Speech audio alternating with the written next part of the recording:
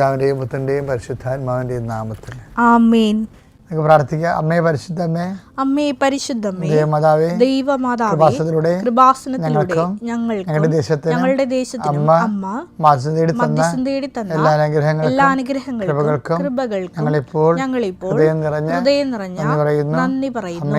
അമ്മേ പരിശുദ്ധമ്മേ, ദൈവമാതാവേ, 2004 ഡിസംബർ 7-ാം തീയതി ഉച്ചകഴിഞ്ഞ് 2:30 കൃപാസനത്തിൽ സംഭവിച്ച അമ്മയുടെ പ്രത്യക്ഷപ്പെടലിനെക്കുറിച്ച് തിരുസഭയ്ക്ക് സമർപ്പിച്ചിരിക്കുന്ന പഠനരേഖകളുടെ മേൽ സഭാത്മകമായ പഠനം ആരംഭിക്കുവാൻ ഞങ്ങൾ പ്രാർത്ഥിക്കുന്നു. അമ്മേ പരിശുദ്ധമ്മേ, ഭൂസ്വർലോകങ്ങളുടെ രാജ്ഞിയായ അങ്ങേയ്ക്ക് ഭൗമസംരക്ഷണത്തിനായി പ്രപഞ്ചപ്രകൃതിയെ തന്നെ തിരുസഭ പ്രതിഷ്ഠിക്കുവാൻ ഈ പ്രത്യക്ഷീകരണം വഴി ഇടയാക്കണമേ. പരിശുദ്ധമ്മേ, ജപമാല മാതാവേ, സകല കൃപാസനം പ്രാർത്ഥനയോടും ചേർത്ത് ഞങ്ങളിപ്പോൾ പ്രാർത്ഥിക്കുന്ന ഈ കുടുംബത്തിന്റെ പ്രത്യേക നിയോഗം പറ മക്കളെ.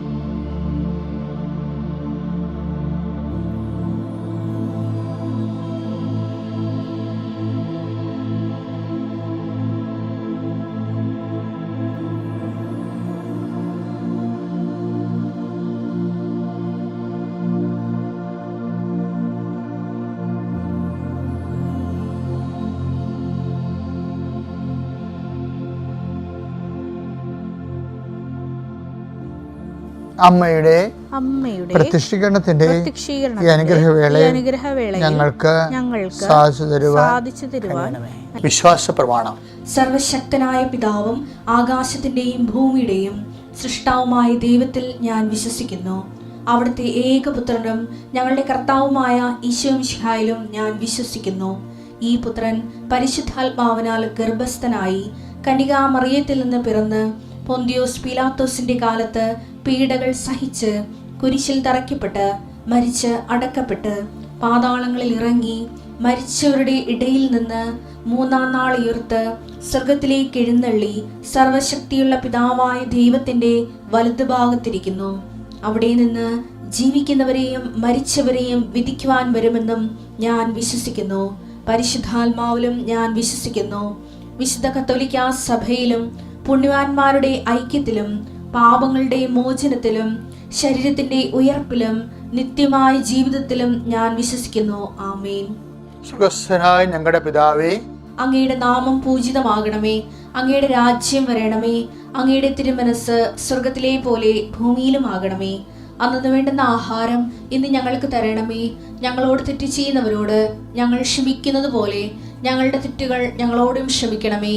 ഞങ്ങളെ പ്രലോഭനത്തിൽ ഉൾപ്പെടുത്തരുതേ, തിന്മയിൽ ഞങ്ങൾ രക്ഷിക്കണമേ. ആമേൻ. നന്മ നിറഞ്ഞ മറിയമേ, സ്വസ്തി. കർത്താവ് അങ്ങയുടെ കൂടെ സ്ത്രീകളിൽ അങ്ങ് അനുഗ്രഹിക്കപ്പെട്ടവളാകുന്നു. അങ്ങയുടെ ഉദരത്തിൻ ഫലമായി ഈശോ അനുഗ്രഹിക്കപ്പെട്ടവനാകുന്നു. പരിശുദ്ധ മറിയമേ, തമ്പുരാന്റെ അമ്മേ, പാപികളായ ഞങ്ങൾക്ക് വേണ്ടി ഇപ്പോഴും ഞങ്ങളുടെ മരണസമയത്തും തമ്പുരാനോട് അപേക്ഷിക്കണമേ. ആമേൻ.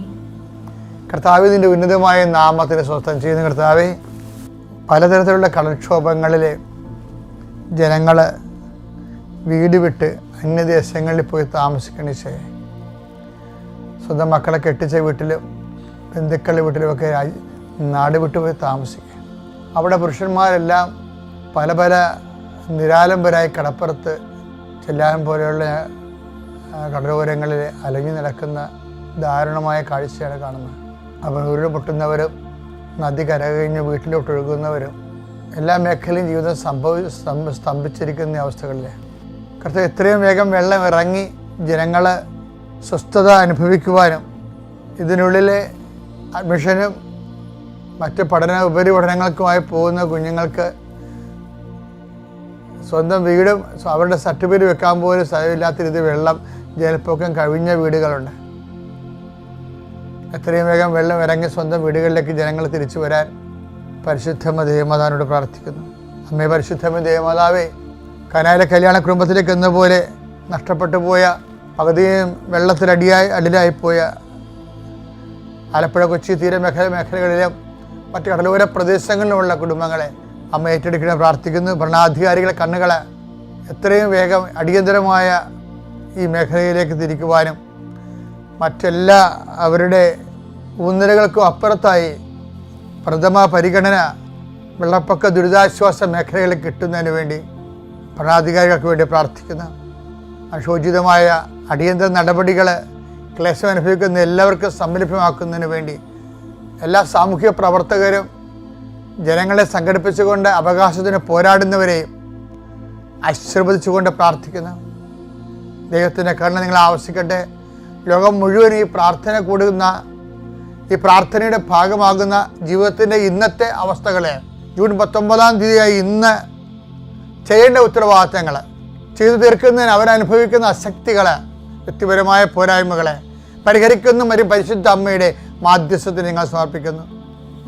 നിങ്ങളുടെ യാത്രകൾ, തിരിച്ചു വരുന്നവരെ കർത്താവിൻ്റെ സന്തതമായ സാന്നിധ്യം, നിങ്ങൾ എവിടെയെല്ലാം ആരിലൂടെ സംസാരിക്കുന്നോ, എന്തെല്ലാം ചെയ്യുന്നുവോ അവിടെയെല്ലാം നിങ്ങൾക്ക് സഹായം ആവശ്യമായി വരുമ്പോൾ ദൈവത്തിൻ്റെ കൃപ ലഭിക്കുന്നതിന് വേണ്ടി പ്രാർത്ഥിക്കുന്നു. കർത്താവ് ഇന്ന് അനേകം മക്കളിലേക്ക് സാക്ഷ്യം ഉണ്ടാകാൻ വേണ്ടി, പറഞ്ഞാൽ തീരാത്ത സാക്ഷ്യങ്ങൾ പറയുന്നുകൊണ്ടിരിക്കുന്ന കൃപാസന അൾത്താരയിലേക്ക് എത്രയും വേഗം ദൈവാനുഭവം കിട്ടിക്കൊണ്ട് ജനങ്ങൾ ആവഹിക്കപ്പെടുന്നതിന് വേണ്ടി, അവിടെ ഓരോ ആവശ്യങ്ങളുടെ മേലും ദൈവികമായ തീരുമാനം ഉണ്ടാകാൻ ഈശോയുടെ ഉന്നതമായ നാമത്തെ സമർപ്പിച്ച് പ്രാർത്ഥിക്കുന്നു. ഈ വളരെ ശോചനീയമായ കാലാവസ്ഥയുള്ള സമയത്ത് വലിയ രോഗങ്ങൾ, ശ്വാസം മുട്ടലുകൾ, മറ്റു പല പല രോഗങ്ങൾ, സ്വന്തമായിട്ട് തന്നെ ആരോഗ്യമുള്ളവർക്ക് പോലും ജീവിക്കാൻ പ്രയാസം അനുഭവിക്കുന്നവർ, രോഗമുള്ളവർ, അതിനേക്കാൾ മറ്റൊരു ആരുടെയും സഹായം കിട്ടാത്ത രീതിയിൽ പലപാടും മരിച്ചാൽ മതിയെന്ന് പോലും നിരാശയോട് ഓർക്കുന്ന എല്ലാവരെയും ഈ പ്രാർത്ഥനയിൽ ഓർത്തുകൊണ്ട് പ്രാർത്ഥിക്കുന്നു. ദൈവത്തിൻ്റെ കരുണ, കർത്താവിൻ്റെ വെളിച്ചം, കർത്താവിൻ്റെ ശക്തി, ആവുന്നിടത്തോളം സഹായത്തിൻ്റെ അനുഗ്രഹം കിട്ടുന്നവർ, അത്രയും മറ്റുള്ളവരെ സഹായിക്കുന്നതിനും സംരക്ഷിക്കുന്നതിനുമുള്ള ദൈവാനുഭവം, പ്രേക്ഷിത ചൈതന്യം ലഭിക്കുന്നവർ അതനുസരിച്ച് പ്രവർത്തിക്കുന്നതിനുള്ള പ്രത്യേക കൃപ അവർക്ക് ലഭിക്കട്ടെ എന്ന് പ്രാർത്ഥിക്കുന്നു. എൻ്റെ കർത്താവിൻ്റെ ഉന്നതമായ നാമത്തിൽ, സഭയുടെ അധികാരത്തിൽ, കുരിശിൻ്റെ അടയാളത്തിൽ ദൈവശക്തി അതിനെ അനുഗ്രഹിക്കപ്പെടട്ടെ. എൻ്റെ പ്രിയപ്പെട്ടവരെ, ആധ്യാത്മിക മേഖലകളിലെ ഞങ്ങളെപ്പോലെയുള്ള സുവിശേഷ പ്രവർത്തകരും അഭിമുഖീകരിക്കുന്ന ഒരു ആത്മീയ പ്രതിസന്ധി എന്ന് പറയുന്നത്, ഓരോ മനുഷ്യനും അവൻ്റെ ഭൗതിക വളർച്ചയുടെ വയസ്സ് അനുസരിച്ച് കൊണ്ട് വിശ്വാസ വളർച്ച വർദ്ധിക്കുന്നില്ല എന്നുള്ളതാണ്. അതെന്താ കാര്യം വെച്ച് കഴിഞ്ഞാൽ, ഈശോ പറഞ്ഞില്ലേ, ഒരു ദിവസം വരും, ആ ദിവസം നിങ്ങൾ എന്നോടൊന്നും ചോദിക്കത്തില്ല. ഞാൻ എപ്പോഴും സ്വപ്നം കാണുന്ന ഒരു ദിവസമാണത്. അതായത് ജീവിത ആവശ്യങ്ങൾക്ക് 0 റെഫറൻസ് കൊടുത്തുകൊണ്ട് കർത്താവിന് വേണ്ടി തന്നെ കർത്താവിൻ്റെ തിരുസന്നിധിയിൽ ദൈവസ്നേഹത്തിൻ്റെ മണിക്കൂറുകൾ ചെലവഴിച്ചുകൊണ്ട് ജീവിക്കാൻ, എന്നിട്ട് സഹനത്തെ അതിൻ്റെ അടിസ്ഥാനത്തിൽ പ്രതിരോധിക്കുവാനും സമീപിക്കുവാനും അതിജീവിക്കുവാനും അങ്ങനെ ഒരു സാധ്യതയുണ്ട്. കാര്യം ഞാനിതൊക്കെ ഇപ്പോൾ സംസാരിക്കുമ്പോൾ നിങ്ങൾ തന്നെ പറയും, അച്ഛന് എന്ത് മനുഷ്യന് മനസ്സിലാകാത്ത കാര്യം സംസാരിക്കണം. അങ്ങനെയല്ല. 10-20 ലക്ഷം ആൾക്കാരെ കൗൺസിൽ ചെയ്യുമ്പോൾ സ്വാഭാവികമായിട്ടും ഒരു പേഴ്സണൽ അസസ്മെൻറ്റ് തീർച്ചയായിട്ടും ഉണ്ടാവും. ഞാൻ ചിലപ്പോൾ ഓർക്കുകയും, ഇപ്പോൾ ഏകസത്യദൈവമായ നിന്നെയും നീ അയച്ച യേശുക്രിസ്തുവിനെയും അറിയുകയാണ് നിത്യജീവൻ. അല്ലേ? എന്ന് വായിച്ചേ 17:3 യോഹന്നാൻ. ഏകസത്യദൈവമായ അവിടുത്തെയും അങ്ങ് അയച്ച യേശുക്രിസ്തുവിനെയും അറിയുക എന്നതാണ് നിത്യജീവൻ. ഇതിൻ്റെ വിഷയം ഉള്ളത്, നിത്യജീവൻ എന്ന് പറയുന്നത് ദൈവത്തെ അറിഞ്ഞ് ജീവിക്കണം. ഈ അറിവ് എവിടെ വെച്ചും ആരംഭിക്കാം. ഈ അറിവ് എവിടെ വെച്ചും ആരംഭിക്കാം. അതിന് പലരും പറയുക മതമൊക്കെ മരിച്ചു കഴിഞ്ഞിട്ട് ഉള്ള വിഷയങ്ങളെക്കുറിച്ചാണ് മതം കൂടുതൽ സംസാരിക്കണമെന്ന്. അത് നോൺ സെൻസായിട്ട് മതത്തെക്കുറിച്ചും അതിൻ്റെ ജീവിത രീതികളെക്കുറിച്ചും അറിയാൻ പാടില്ലാത്തവരാണ്. ആത്മീയ അനുഭവങ്ങളെക്കുറിച്ച് ഒരു 0 നോളജ് ഉള്ളവരാണ്. ഏകസത്യമായി നീ യേശുക്രിസ്തുവിനെ അറിയുകയാണ് എത്തിയെന്ന് പറയുമ്പോൾ, ഈ യേശുക്രിസ്തുവിനെ അറിയുക, പിതാവിനെ അറിയുക എന്ന് വെച്ച് കഴിഞ്ഞാൽ അത് ഏത് സമയത്തും ഭൂമിയിൽ ദൈവജ്ഞാനത്തോടെ, ദൈവസ്നേഹത്തോടെ, ദൈവാനുഭവത്തോടെ ജീവിക്കുന്ന ഓരോരുത്തർക്കും നിത്യജീവനിലാണ് അവർ. ഇതിൻ്റെ തുടർച്ചയാണ് നമുക്ക് ശരീരമില്ലാത്ത അവസ്ഥയിൽ ഉള്ള ആത്മാവിൻ്റെ അനുഭവമായിട്ട് തുടർന്നുകൊണ്ട് പോണത്. ദൈവത്തോട് ഇൻറ്റിമസി വേണം നിങ്ങൾക്ക് തോന്നിയിട്ടില്ലേ? അല്ല എന്തെങ്കിലും നിങ്ങളിങ്ങനെ മേലോട്ട് നോക്കി ഓരോ ജീവിത ആവശ്യങ്ങളുടെ പ്രാർത്ഥിക്കുന്നതാണ്. അത് ABCD എന്ന് പറയും. 4ാം ക്ലാസ് വരെ ഉള്ളൂ. അതിന് പിന്നെ വളർച്ച വേണ്ടേ? ഏറ്റവും വലിയ അധ്യാത്മ ദുരന്തം എന്ന് പറയുന്നത് ഒരു 40 വയസ്സുള്ളവനും 4 വയസ്സിൻ്റെ വിശ്വാസമേ ഉള്ളൂ. അതല്ലല്ലോ, ഇതിനെന്ത് വളർച്ചയാണുള്ളത്? വിശ്വാസം, പ്രത്യാശ, ദൈവസ്നേഹം എന്നും പറഞ്ഞ് ഇങ്ങനെ ഇൻറ്റിമസിയിലൂടെ വളരണത് ദൈവാനുഭവത്തിലേക്ക്. അപ്പം അങ്ങനെ വരുമ്പോൾ ഇപ്പോൾ 14:21 വായിച്ചേ, 23 യോഹന്നാന്റെ സുവിശേഷം. യേശു പ്രതിവചിച്ചു, എന്നെ സ്നേഹിക്കുന്നവൻ എന്റെ വചനം പാലിക്കും. അപ്പോൾ എന്റെ പിതാവ് അവനെ സ്നേഹിക്കുകയും ഞങ്ങൾ അവന്റെ അടുത്ത് വന്ന് അവനിൽ വാസമുറപ്പിക്കുകയും ചെയ്യും. ഇത് പ്രസൻസ് ആണ് ശരിക്കും പറഞ്ഞാൽ. ഈശോ പറഞ്ഞപ്പോൾ അങ്ങനെ പോയണേ. എന്താണ്? എന്നെ സ്നേഹിക്കുന്നവൻ എൻ്റെ വചനം പാലിക്കും. അതല്ലേ ഉടമ്പടി. ഉടമ്പടിയിൽ വരുന്ന വിഷയം എന്ന് പറയുന്നത് എന്താണ്? ഉടമ്പടിയിലെന്ന് പറഞ്ഞ വിഷയം ദൈവത്തെ സ്നേഹിക്കാനുള്ള പ്രത്യേകമായ നിയോഗമാണ്. ഉടമ്പടി നിയോഗം എന്താ? നമ്മളുടെ വസ്തു വിൽക്കണം, അല്ലെങ്കിൽ മകളെ കെട്ടിക്കണം, ജോലിക്ക് പ്രൊമോഷൻ കിട്ടണം, PR കിട്ടണം, ദാറ്റ്സ് ഓക്കെ. അതെല്ലാം വിഷയബന്ധിയാണ്. ശരിക്കും വിഷയബന്ധിയിൽ നിന്ന് ഒരു ടൈം കഴിയുമ്പോൾ ക്രൊണോളജിക്കൽ ഗ്രോത്ത് അനുസരിച്ച് വ്യക്തിബന്ധിയിലേക്ക് നമ്മൾ വളരണം. അതിനാണ് ഉടമ്പടി പുതുക്കണ ആൾക്കാർ. വ്യക്തിബന്ധിയിലേക്ക് വളരണം എന്തിനാണ്? അതാണ് ഒന്നൊരു വായിച്ചത്, എന്നെ സ്നേഹിക്കുന്നവൻ എൻ്റെ കൽപ്പന പാലിക്കുകയും. അപ്പം കൽപ്പന അവിടെ പാലിക്കണത് എന്തിൻ്റെ അടിസ്ഥാനത്തിലാണ്? ഇപ്പോൾ ഉടമ്പടി പച്ചയായിട്ടുള്ള ആൾക്കാരൊക്കെ, പച്ച വ്യാപാരില്ല, 1ാം സ്ഥാനം, 1ാം ഘട്ടം, അവർ ആ ഉടമ്പടി പാലിക്കണതിൻ്റെ കാര്യം അവരുടെ വിഷയങ്ങൾ നടക്കാൻ വേണ്ടിയാണ്. പക്ഷേ ഉടമ്പടി നീല പേപ്പർ വെള്ള പേപ്പറിലേക്ക് മാറുമ്പോൾ അവരെന്താ ചെയ്യേണ്ടത്? അവർ ഉടമ്പടി പാലിക്കുന്നതിൻ്റെ കാര്യം എന്താ പറയണത്? എന്നെ സ്നേഹിക്കുന്നവൻ എൻ്റെ കൽപ്പന പാലിക്കും. ദൈവത്തെ സ്നേഹിക്കുന്നത് കൊണ്ടാണ് നമ്മൾ ഉടമ്പടിയിൽ കൽപ്പന പാലിച്ചു പോകുന്നത്. ആദ്യം നമ്മൾ ചെയ്യണത് നമ്മുടെ വിഷയത്തെ സ്നേഹിക്കുന്നത് കൊണ്ടാണ്. അല്ലെങ്കിൽ നമ്മൾ സ്വാതന്ത്ര്യം പ്രാപിക്കണം പുതുക്കുമ്പോൾ. ആ ഒരു ഗ്രോത്ത് ആ ബേസിൽ ഉണ്ടാവണം. അപ്പം ദൈവത്തെ സ്നേഹിക്കാൻ വേണ്ടിയാണ്, അവൻ പറയണ പോലെ ചെയ്തുകൊണ്ട് ജീവിക്കാൻ വേണ്ടിയാണ് ഉടമ്പടി എടുത്തിരിക്കണം നമ്മൾ. അപ്പോൾ അതിൻ്റെ അവർ ഞങ്ങൾ വന്ന് അവരിൽ വാസം ഉറപ്പിക്കും. അതാണ് പ്രസൻസ്. ഉടമ്പടിയിൽ ഒത്തിരി പേര് മഴവില്ല് കണ്ടു, സഞ്ചാരി മാതാവാണ്, മാതാവ് ദർശനത്തിൽ വന്നു, സ്വപ്നത്തിൽ വന്നു, സ്വപ്ന ദർശനം ഉണ്ടായി. ഇങ്ങനെ ഓരോരോ ദൈവത്തിൻ്റെ പ്രസൻസിനെ കുറിച്ചാണ് പറയണത്. സുഗന്ധാഭിഷേകം ഉൾപ്പെടെ. അതിൻ്റെ കാര്യം എന്താണ്? ഉടമ്പടി പക്വതയിലേക്ക് വരുന്നതനുസരിച്ചുകൊണ്ട് പ്രസൻസ് കൂടിക്കൂടി വരും. അങ്ങനെ ആ ഒരു ലെവലിലുള്ള ദൈവാനുഭവത്തിലേക്ക് വരാൻ വേണ്ടി നമ്മൾ ജീവിതത്തെ ക്രമീകരിക്കണമെന്നാണ് എൻ്റെ ഒരു അപേക്ഷ. Thank you. രജിത, ഞങ്ങൾ ഇരിഞ്ഞാലക്കുട രൂപതയിലെ കല്ലേറ്റങ്കര ഉണ്ണിമിശിഹ ഇടവകയിൽ നിന്ന് വരുന്നു. ഇതെൻ്റെ ഭർത്താവിൻ്റെ പേര് ഡെനീസ്. ഞങ്ങൾ കുവൈറ്റിലാണ് ഫാമിലിയായിട്ട് താമസിക്കുന്നത്. ഞങ്ങൾക്കൊരു മകനാണുള്ളത്. ആൾ 22 വർഷമായിട്ട് അവിടെയാണ്. ഞാനും മകനും ഒരു 12 വർഷമായിട്ട് അവിടെയാണ്. ആളവിടെ ഒരു പ്രിൻ്ററായിട്ട് ഒരു ഗവൺമെൻറ് യൂണിവേഴ്സിറ്റിയിൽ വർക്ക് ചെയ്യുന്നു. ഞാൻ അവിടെ ടീച്ചറാണ്. കഴിഞ്ഞ വർഷം ഞങ്ങളുടെ ജീവിതത്തിൽ ഈ 2024 ഫെബ്രുവരിയിൽ വലിയൊരു ഇടപെടൽ മാതാവിൻ്റെ ഉണ്ടായത് സാക്ഷ്യപ്പെടുത്താനാണ് ഞാനിവിടെ നിൽക്കുന്നത്. അതിനു മുൻപ് തന്നെ പറയട്ടെ, എൻ്റെ ഭർത്താവ് ആദ്യമേ ചെറുപ്പം തൊട്ടേ മാതാവിൻ്റെ വലിയൊരു ഭക്തനാണ്. എപ്പോഴും കൊന്തയെത്തിച്ച് നടക്കുന്ന ശീലമാണ്. ഒരു ദിവസം പോലും കുർബാനയോ ആരാധനയോ ഒന്നും മുടക്കാറില്ല. പ്രസ്സിൽ വർക്ക് ചെയ്യുന്നത് കൊണ്ട് തന്നെ പലപ്പോഴും നൈറ്റ് ഷിഫ്റ്റുകൾ വരാറുണ്ട്. നൈറ്റ് ഷിഫ്റ്റ് വന്നാൽ പോലും അവിടുത്തെ 5:45 രാവിലത്തെ കുർബാനയ്ക്ക് എങ്ങനെയെങ്കിലും ആൾ അഡ്ജസ്റ്റ് ചെയ്തെത്തുകയും കുർബാനകളിൽ പങ്കെടുക്കുകയും ചെയ്യുമായിരുന്നു. കഴിഞ്ഞ വർഷം ഈ 2024 ഫെബ്രുവരിയിലാണ് ഞങ്ങളുടെ ജീവിതത്തെ മാറ്റിമറിച്ച സംഭവം ഉണ്ടാകുന്നത്. ഞങ്ങളുടെ മകൻ്റെ +2 പരീക്ഷയ്ക്ക് വേണ്ടി മകൻ ഒരുങ്ങിക്കൊണ്ടിരിക്കുന്നു. ഞങ്ങൾക്ക് ആകെ ഒരു മകൻ മാത്രമേ ഉള്ളൂ. ആ സമയത്ത് ഫെബ്രുവരി ആദ്യത്തെ ദിവസങ്ങളിൽ ഒരു 3-ാം തീയതിയൊക്കെ ആയിട്ട് ആൾ എന്നോട് പറയുകയാണ്, അവിടെ വിൻ്ററാണ്, അപ്പോൾ നല്ല തണുപ്പാണ്, എൻ്റെ കൈ ഭയങ്കര മരവിപ്പുണ്ട്, എന്താണെന്ന് അറിയില്ല. അപ്പോൾ ഞാൻ പറഞ്ഞു, അത് ചിലപ്പോൾ ഇപ്പോൾ ക്ലൈമറ്റ് ചേഞ്ചിൻ്റെ ആയിരിക്കുമല്ലോ, അത് അത്രയ്ക്ക് അങ്ങോട്ട് ശ്രദ്ധിച്ചില്ല. അടുത്ത ദിവസം ആളുടെ ജോലി സ്ഥലത്ത് നിന്ന് എനിക്ക് കോള് വരികയാണ്. ആളെ അവിടുത്തെ ഒരു ഹോസ്പിറ്റലിൽ അഡ്മിറ്റ് ചെയ്തേക്കാണ്. കാരണം അവിടെ ജോലി ചെയ്തുകൊണ്ടിരിക്കുമ്പോൾ പെട്ടെന്ന് ആൾ പറയുന്നത് കൂടെയുള്ള സ്റ്റാഫിനൊന്നും മനസ്സിലാവുന്നില്ല. പെട്ടെന്ന് ഹോസ്പിറ്റലൈസ് ചെയ്തു. അവിടെ ചെന്നപ്പോൾ പ്രഷർ 179/100 നിൽക്കുന്നത്.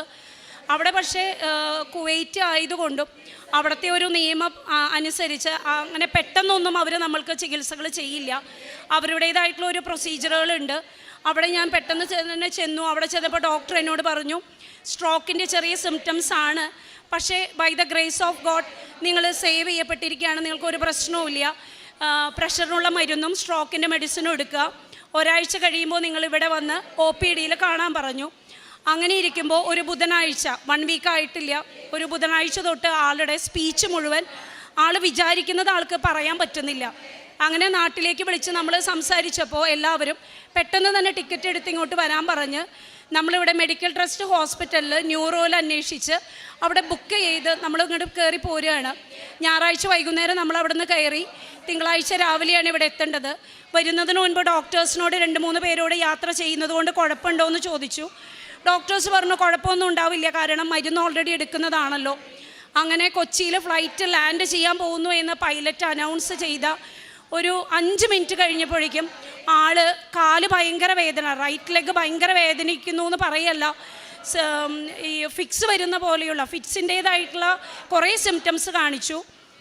അപ്പോഴേക്കും ഒരു മെഡിക്കൽ സ്റ്റാഫ് ഫ്ലൈറ്റിലുണ്ടായിരുന്നു. അവർ പറഞ്ഞു സ്ട്രോക്കിൻ്റെ സിംറ്റംസ് ആണ് എന്ന് പറയുമ്പോഴേക്കും ദൈവാനുഗ്രഹം കൊണ്ട് ഫ്ലൈറ്റ് ലാൻഡ് ചെയ്തു. അവിടെ നിന്ന് അവർ വേഗം തന്നെ നമ്മൾക്ക് മെഡിക്കൽ സർവീസ് അവൈലബിൾ ആക്കി അങ്കമാലി ലിറ്റിൽ ഫ്ലവർ ഹോസ്പിറ്റലിലേക്ക് ചെന്നു. അവിടെ നിന്നും അവർ ആംബുലൻസ് റെഡിയാക്കി മെഡിക്കൽ ട്രസ്റ്റിലേക്ക് നമ്മളെ വിട്ടു. മെഡിക്കൽ ട്രസ്റ്റിൽ ചെന്ന് അരമണിക്കൂർ കൊണ്ട് അവർ ഡയഗ്നോസ് ചെയ്തു. ആളുടെ ബ്രെയിനിൽ മെയിൻ ആർട്ടറിയിൽ, അതായത് ബ്രെയിനിലേക്ക് രക്തം കൊണ്ടുപോകുന്ന പ്രധാന ഞരമ്പുകളിൽ ഒന്ന് മുഴുവൻ ഏകദേശം ഭൂരിഭാഗവും ബ്ലോക്കാണ്. അപ്പോൾ അതിനുള്ള ഏക സൊല്യൂഷൻ എന്ന് പറയുന്നത് ബ്രെയിൻ സ്റ്റെൻഡിങ് മാത്രമാണ്. ഞാൻ ഒരു ടീച്ചറായിട്ടാണ് വർക്ക് ചെയ്യുന്നത്. എനിക്ക് ഈ സയൻസിനെ കുറിച്ചൊന്നും അത്രയ്ക്ക് ധാരണയില്ല. സ്റ്റെൻഡിങ് ഹാർട്ടിൻ്റെ മാത്രമേ ഞാൻ കേട്ടിട്ടുള്ളൂ. ഞങ്ങളുടെ പാരൻസൊക്കെ ഏജിലാണ്, അപ്പോൾ ഞങ്ങളുടെ സഹോദരങ്ങളാണ് കൂടെ വന്നിരുന്നത്. അവിടെ ചെന്ന് ഈ സ്റ്റെൻഡിങ്, അപ്പോൾ ഡോക്ടർ പറഞ്ഞു 5 വർഷമേ ആയിട്ടുള്ളൂ നമ്മുടെ കേരളത്തിൽ ബ്രെയിൻ സ്റ്റെൻഡിങ് വന്നിട്ട്, അതല്ലാതെ ഒരു സൊല്യൂഷൻ ആൾക്കില്ല, അത് ചെയ്തില്ലെങ്കിൽ ആൾ കംപ്ലീറ്റ് പാരലൈസ് ആയി പോകും. അപ്പോൾ നമ്മൾ പിന്നെ അത് ഒരുപാട് കോസ്റ്റ്ലി ആയിട്ടുള്ളതുമാണെന്ന് ഡോക്ടർ പറഞ്ഞു. ആലോചിക്കുക, നമ്മൾക്ക് ജീവനാണ് വലുത്, അതുകൊണ്ട് തന്നെ ബ്രെയിൻ സ്റ്റെൻഡിങ് ചെയ്യാൻ പറഞ്ഞു. അങ്ങനെ ഡോക്ടർ ഫെബ്രുവരി 21 ഉച്ചയ്ക്ക് 2:30 നമ്മൾക്ക് അപ്പോയിൻമെൻറ്റ് തന്നു ബ്രെയിൻ സ്റ്റെൻഡിങ്ങിന്. അതുവരെ ഒരാഴ്ച അവിടെ അവരുടെ ഒബ്സർവേഷനിൽ അഡ്മിറ്റ് ആവണമെന്ന് പറഞ്ഞു. അങ്ങനെ അവിടെ അഡ്മിറ്റായി. ആ ഒബ്സർവേഷൻ ഡേയ്സിലൊന്നും ആൾക്കൊരു പ്രശ്നവുമില്ല. ആളുടെ ആ ഒരു കുർബാന കാണുന്ന ശീലം അവിടെയും മുടക്കാൻ ദൈവം അനുവദിച്ചില്ല. മെഡിക്കൽ ട്രസ്റ്റിൽ എല്ലാ ദിവസവും 6 മണിക്ക് കുർബാന ഉണ്ടാവും. രോഗികൾക്ക് അവരവിടെ കൊണ്ടുവന്ന് കുർബാനയ്ക്ക് കൊടുക്കും. അപ്പോൾ നമ്മളോട് ഒരു നേഴ്സിനോട് സംസാരിച്ചുകൊണ്ടിരിക്കുമ്പോൾ നമ്മൾ ക്രിസ്ത്യൻസ് ആണെന്ന് പറഞ്ഞു. അവർ പറഞ്ഞതിനെ തുടർന്ന് അച്ഛൻ വന്ന് 5 ദിവസവും ആൾക്ക് കുർബാനയ്ക്ക് കൊടുത്തു. കൊന്ത നന്നായി എത്തിക്കും മോനെ എന്ന് അച്ഛൻ എന്നും പറയും. അങ്ങനെ ഫെബ്രുവരി 21 ഒരു വ്യാഴാഴ്ച, അന്ന് തന്നെയാണ് എൻ്റെ മകന് +2 പരീക്ഷ CBSEയുടെ സ്റ്റാർട്ട് ചെയ്യുന്നത്. അപ്പോൾ മകനോടൊന്നും ഇത് പറഞ്ഞിട്ടില്ല. അവൻ തനിച്ചാണ് കുവൈറ്റിൽ. അവനെ ഒറ്റൊരു മകനാവുമ്പോൾ എല്ലാവർക്കും അറിയാം, നമ്മൾ ഒരുപാട് ലാളിച്ചാണ് വളർത്തുന്നത്. കുക്കിങ്ങോ അങ്ങനത്തെ ഒന്നും സെൽഫായിട്ട് ചെയ്യാൻ നമ്മളൊന്നും പ്രാക്ടീസ് കൊടുത്തിട്ടില്ല. ഞങ്ങളുടെ ഒരു കസിൻ ബ്രദറാണ് ആളുടെ കൂടെ അവിടെ താമസിക്കാൻ ചെന്നത്. അപ്പോൾ അവൻ്റെ വിചാരം ഇവിടെ അപ്പന് എന്തൊക്കെയോ ടെസ്റ്റുകൾ നടക്കുന്നു. അപ്പോൾ എന്നെ വിളിച്ചപ്പോഴും ഞാൻ പറഞ്ഞു ടെസ്റ്റുകളാണ് നടക്കുന്നത്, പക്ഷേ മെയിൻ സർജറിയാണ് നടക്കുന്നതെന്നുള്ളത് ആൾക്കറിയില്ല. അങ്ങനെ ഫെബ്രുവരി 21 ഉച്ചയ്ക്ക് 2:30 ആൾ സർജറി ചെയ്തു. 2 മണിക്കൂർ കഴിഞ്ഞു. ഡോക്ടർ വിളിച്ച് നമ്മളോട് പറഞ്ഞു സക്സസ് ആയിരുന്നു, പേഷ്യൻ്റ് സുഖമായിട്ടിരിക്കുന്നു. ഒരു ദിവസം ക്ലോസ് ഒബ്സർവേഷന് വേണ്ടി ICUവിൽ കിടത്തും. അടുത്ത ദിവസം, അതായത് ഒരു വ്യാഴാഴ്ചയാണ് ചെയ്തത്, വെള്ളിയാഴ്ച ഉച്ച കഴിഞ്ഞ് 4 മണിയോടുകൂടി റൂം ഷിഫ്റ്റിംഗ് ചെയ്യും. നെക്സ്റ്റ് മൺഡേയോടുകൂടി നിങ്ങൾക്ക് വേണമെങ്കിൽ കുവൈറ്റിലേക്ക് തിരിച്ചു പോവാം, പിന്നെ കുഴപ്പമൊന്നുമില്ല, ഇടയ്ക്ക് ചെക്കപ്പ് ചെയ്താൽ മതി എന്ന് പറഞ്ഞു. അപ്പോൾ എല്ലാവരും വളരെ കൂളായി. ആളെങ്ങനെയാണെന്ന് വെച്ചാൽ ഭയങ്കര ഹോംലി ആയിട്ടുള്ളൊരു സ്വഭാവമാണ് ഹസ്ബൻഡിൻ്റെ. എല്ലാവരുമായിട്ടും റിലേഷന് നല്ല രീതിയിൽ മെയിൻറ്റെയിൻ ചെയ്യാൻ മാക്സിമം ശ്രമിക്കും, ഒരുപാട് പ്രാർത്ഥിക്കും. അപ്പോൾ ആ ശീലങ്ങളൊക്കെ എല്ലാവർക്കും ഇഷ്ടമാണ്. അപ്പോൾ ആൾ ഹോസ്പിറ്റലൈസ്ഡ് ആയി എന്ന് കേട്ടപ്പോൾ എല്ലാവർക്കും ഭയങ്കര സങ്കടമായിരുന്നു. അങ്ങനെ ഓപ്പറേഷൻ സക്സസ് ആയിരുന്നു എന്ന് പറഞ്ഞപ്പോൾ ഇത് ഈ കാലിൽ കൂടെ സ്റ്റെൻറ്റ് കയറ്റിയിട്ട് ബ്രെയിനിലേക്ക് ചെല്ലുന്ന ഒരു ഇതാണ്, അല്ലാതെ സ്കള് റിമൂവ് ചെയ്തിട്ടുള്ളതൊന്നുമല്ല. അപ്പോൾ പിന്നെ എല്ലാവരും ഹാപ്പിയായി. ഒത്തിരി പേര് കസിൻസൊക്കെ ഓപ്പറേഷൻ്റെ അന്ന് വന്നിരുന്നു. എല്ലാവരും തിരിച്ചുപോയി. രാത്രി 8:30 ആയപ്പോൾ ഒരു അങ്കിളും ഞാനും മാത്രമേ ഉള്ളൂ റൂമിൽ. ICUവിൽ നിന്നും പെട്ടെന്ന് വിളിക്കുക മെഡിക്കൽ ട്രസ്റ്റിൽ. പെട്ടെന്ന് തന്നെ ICUവിലേക്ക് വരണം. ചെന്നപ്പോൾ അവിടെ ബ്രെയിൻ സ്റ്റെൻറ്റിങ് ചെയ്ത ഡോക്ടർ നിൽക്കുകയാണ്. ഡോക്ടർ എൻ്റെ കൈ പിടിച്ചിട്ട് പറഞ്ഞു, നമ്മുടെ കയ്യിൽ നിന്ന് പോയി കാര്യങ്ങൾ. കാരണം എന്താണെന്നറിയില്ല, ഡെനീസിൻ്റെ തലയിൽ ബ്രെയിനിൽ ബ്ലീഡിങ് സ്റ്റാർട്ട് ചെയ്തു. നമ്മൾ എമർജൻസി ആയിട്ടൊരു CTക്ക് പോവുകയാണ്. 2 കോംപ്ലിക്കേഷനാണ് നമ്മുടെ മുൻപിലുള്ളത്. സ്റ്റെൻറ്റിങ് ചെയ്ത ഭാഗത്ത്, സ്റ്റെൻറ്റ് ഇട്ട ഭാഗത്താണ് ബ്ലീഡിങ് എങ്കിൽ കയറ്റിയ സ്റ്റെൻറ്റ് അതേപോലെ നമ്മൾക്ക് പുറത്തേക്ക് എടുക്കണം. അതുമാത്രമല്ല, ബ്ലീഡിങ് കണ്ടിന്യൂ ചെയ്ത് പോവുകയാണ് എങ്കിൽ സ്കള്ള് റിമൂവ് ചെയ്ത് ഓപ്പറേഷൻ നടത്താതെ പറ്റില്ല. നമ്മുടെ ന്യൂറോ സർജൻ ടീം ഫുൾ ഇവിടെ റെഡിയാണ് എന്ന് പറഞ്ഞ് അവരെയും എനിക്ക് കാണിച്ചു തന്നു. എൻ്റെ ഒരു സ്വഭാവം ഇമോഷണലി ഞാൻ ഭയങ്കര വീക്കാണ്. പെട്ടെന്ന് കരയുന്നൊരു ക്യാരക്ടറൊക്കെയാണ് ഞാൻ. പക്ഷെ എന്തോ എനിക്കെന്തോ ആ നേരത്ത് കരച്ചിലൊന്നും വന്നില്ല. ഡോക്ടർ എൻ്റെ കൈ പിടിച്ച് ഓടി CT റൂമിലേക്ക്. തിരിച്ചു വന്നിട്ട് എന്നോട് പറഞ്ഞു, താങ്ക് ഗോഡ് എന്ന് പറഞ്ഞിട്ട് പറഞ്ഞു, സ്റ്റെൻറ്റിങ് ചെയ്ത ഭാഗത്തല്ല ബ്ലീഡിങ് വന്നിരിക്കുന്നത്, അത് തന്നെ വലിയ അനുഗ്രഹം. 2 മണിക്കൂർ ഇടവിട്ട് ഇന്ന് മുഴുവൻ നമുക്ക് CT എടുക്കണം. ബ്ലീഡിങ് കണ്ടിന്യൂ ചെയ്യാൻ ഒരു കാരണവശാലും അനുവദിക്കരുത്. കാരണം ബ്രെയിനിന് സഹിക്കാവുന്നതിലൊരു പരിധിയുണ്ട്. മിക്കവാറും സ്കള്ള് റിമൂവ് ചെയ്തിട്ടുള്ള ഓപ്പറേഷൻ തന്നെയായിരിക്കും ഇതിന് സൊല്യൂഷൻ വരിക. അറിയുന്നവർക്കൊക്കെ ഞാൻ വേഗം ഒരു മെസ്സേജുകൾ ഇട്ടു. എൻ്റെയും ആളുടെയും റിലേറ്റീവ്സിൽ ഓരോ ആൻറ്റിമാരെ വിളിച്ച് ഞാൻ പറഞ്ഞു, സംഭവം ക്രിട്ടിക്കലാണ് ആൻറ്റി, പ്രാർത്ഥിക്കണം. ആളുടെ കുവൈറ്റിലും ഈ ഡെയിലി പള്ളിയിലൊക്കെ പോകുന്നത് കൊണ്ട് ഒത്തിരി പ്രയർ ഗ്രൂപ്പുകളിലൊക്കെ ആളെ അറിയാം. പിന്നെ അവിടെ ഈ കൃപാസന മാതാവിൻ്റെ അഖണ്ഡ ജപമാല ഗ്രൂപ്പൊക്കെ ഉണ്ട്. അതിലൊക്കെയുള്ള ചേച്ചിമാർക്ക് ഞാൻ മെസ്സേജ് ചെയ്തു. അവരെന്നോട് പറഞ്ഞു, ഒന്നും പേടിക്കണ്ട, ഞങ്ങൾ ലൈറ്റ് ക്യാൻഡിൽ പ്രയർ ചെയ്യുന്നുണ്ട്, അഖണ്ഡ ജപമാല ഗ്രൂപ്പിൽ നമ്മൾ പ്രയർ റിക്വസ്റ്റ് ഇടുന്നുണ്ട്, ഒന്നും സംഭവിക്കില്ല. പക്ഷേ എനിക്ക് ആ സമയത്ത് ലൈറ്റ് ക്യാൻഡിൽ പ്രയർ എന്താണെന്നൊന്നും എനിക്കറിയില്ല. ഞാൻ ഒട്ടും ഫെമിലിയർ ആയിരുന്നില്ല കൃപാസനത്തിൻ്റെ രീതികളുമായിട്ട്. ഞാനപ്പോൾ നമ്മുടെ സാധാരണ ഏതൊരു മനുഷ്യനും ചെയ്യുന്ന പോലെ കൊന്ത കയ്യിലുണ്ട്. കൊന്ത മുഴുവൻ എത്തിക്കുന്നുണ്ടോ എന്ന് ചോദിച്ചാൽ ഇല്ല. പക്ഷേ മാതാവേ കാക്കണേ എന്നൊരു പ്രാർത്ഥനയുണ്ട്. വീട്ടിൽ നിന്ന് പാരൻസ് വിളിക്കും, കുവൈറ്റിൽ നിന്ന് മോൻ വിളിക്കും, ഇവരൊക്കെ വീഡിയോ കോളിലാണ് വിളിക്കുന്നത്. ഇവർക്കൊന്നും ഈ ക്രിട്ടിക്കൽ സ്റ്റേജ് നമ്മൾ പറഞ്ഞിട്ടില്ല. അപ്പോൾ ഇവരുടെ അടുത്തൊക്കെ ഞാൻ ചിരിച്ചിട്ട് പറയുമേ ഒരു കുഴപ്പമില്ല, ICUവിൽ ഹാപ്പി ആയിട്ട് ഇരിക്കുന്നു, അത് 2 ദിവസം കഴിയുമ്പോൾ മാറ്റും. പിന്നെ ഓരോ ദിവസവും മെഡിക്കൽ, എനിക്ക് അറിഞ്ഞുകൂടെ എല്ലാ ഹോസ്പിറ്റലുകളിലും അങ്ങനെയാണോ എന്ന്, മെഡിക്കൽ ട്രസ്റ്റിൽ വൈഫിനെ അല്ലെങ്കിൽ ഏറ്റവും ഇൻറ്റിമേറ്റ് ആയിട്ടുള്ള ഏതെങ്കിലും ഒരാളെ മാത്രം വിളിച്ച് പേഷ്യൻറ്റിനെ കാണിച്ച് നമുക്ക് അപ്ഡേഷൻസ് തരും. അപ്പോൾ വ്യാഴാഴ്ച 10 മണിക്ക് ആദ്യത്തെ CT രാത്രി എടുത്തു, ബ്ലീഡിങ് കണ്ടു, പ്രാർത്ഥിച്ചോളാൻ പറഞ്ഞു. നമ്മളെല്ലാവരെയും പ്രയർ റിക്വസ്റ്റിന് വിളിച്ചു, നമ്മളും പ്രാർത്ഥിച്ചുകൊണ്ടിരിക്കുന്നു. 12 മണിക്ക് പോകുമ്പോൾ ഡോക്ടർ എന്നോട് പറഞ്ഞു, ഡോക്ടറുടെ ഭാഷയിൽ ഡോക്ടർ പ്രാർത്ഥിച്ചോ എന്നല്ല എന്നോട് പറഞ്ഞത്, നമ്മുടെ കയ്യിൽ നിൽക്കാത്ത കുറച്ച് കാര്യങ്ങളുണ്ട്, അപ്പോൾ എന്താണെന്ന് വെച്ചാൽ ചെയ്തോ, അതായത് പ്രാർത്ഥിച്ചോ എന്ന് തന്നെയാണ് എനിക്ക് ആ ഡോക്ടറെ മനസ്സിലായത്. പിന്നെ ആ ഡോക്ടറെ കുറിച്ച് പറയുകയാണെങ്കിൽ കേരളത്തിലെ നമ്പർ 1 ഡോക്ടർമാരിൽ ഒരാളാണ്. ആ ഡോക്ടർ ഒരു സാധാരണക്കാരൻ അല്ലെങ്കിൽ എൻ്റെ ഒരു അനിയനെ പോലെ എൻ്റെ കൂടെ നിന്നിട്ട് എന്നെ CT റൂമിൽ കയറ്റി എന്നെ കാണിച്ച് 2ാമത്തെ CT കാണിച്ചിട്ട് എന്നോട് പറഞ്ഞു, ദൈവത്തിന് ഒരുപാട് നന്ദി പറയണം, ബ്ലീഡിങ് തുടങ്ങിയ പോലെ നിൽക്കുകയാണ്, അത് സ്പ്രെഡായിട്ടില്ല, അപ്പോൾ നന്നായി പ്രാർത്ഥിച്ചോ എന്ന് പറഞ്ഞു. അപ്പോൾ 12 മണിയുടെ CT കഴിഞ്ഞു. അതിലപ്പോൾ ചെറിയൊരു ആശ്വാസം വന്നു. പിന്നെ അതിൻ്റെ ഇടയ്ക്ക് വീണ്ടും 2 മണിക്ക് വിട്ടു, അപ്പോഴും ബ്ലീഡിങ് അതുപോലെ തന്നെ. പിന്നെ 6 മണിക്ക് അവരെടുത്തുള്ളൂ CT. 6 മണിക്ക് എടുത്തപ്പോഴും ബ്ലീഡിങ് രാത്രി 8:30 ഉണ്ടായിരുന്ന അതേ ലെവലിൽ തന്നെയാണ് നിൽക്കുന്നത് എന്ന് പറഞ്ഞു. അതിനുശേഷം വെള്ളിയാഴ്ച ഒരു ഗ്രൂപ്പ് ഓഫ് ഡോക്ടേഴ്സാണ് പിന്നെ ആളെ നോക്കിക്കൊണ്ടിരിക്കുന്നത്. ആ ഡോക്ടേഴ്സ് വിളിച്ചിട്ട് എന്നോട് പറയുകയാണ്, ഡെനീസിൻ്റെ റൈറ്റ് സൈഡ് കംപ്ലീറ്റ് തളർന്നു, സംസാരിക്കാനുള്ള കഴിവും പൂർണ്ണമായിട്ടും നഷ്ടപ്പെട്ടു. എനിക്കത് ഇനി നമ്മൾക്ക് ഒന്നും പ്രത്യേകിച്ച് ചെയ്യാനില്ല. ഇത് എപ്പോഴും ബ്രെയിനിൽ ബ്ലീഡിങ് വന്നു കഴിഞ്ഞാൽ അതിൻ്റെ ഒരു ആഫ്റ്റർ ഇഫക്റ്റ് ഇങ്ങനെയൊക്കെ തന്നെയാണ് ഉണ്ടാവുക.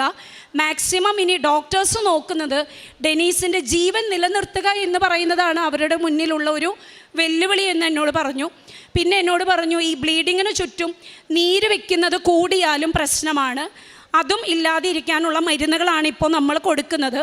സ്പീച്ചോ റൈറ്റ് സൈഡ് പാരലൈസ് ആയതോ ഒന്നും നമ്മളിപ്പോൾ കൺസിഡർ ചെയ്യുന്നില്ല. അങ്ങനെ കുറച്ച് ദിവസങ്ങൾ പോയി. അപ്പോഴും ഡെനീസിന് എല്ലാ ദിവസവും അച്ഛന്മാർ ഈ കുർബാന കഴിയുമ്പോൾ ICUവിലുള്ള പേഷ്യൻസിനെയും നമ്മൾ റിക്വസ്റ്റ് ചെയ്താൽ അവർ പോയി ബ്ലെസ് ചെയ്ത് പ്രാർത്ഥിക്കും.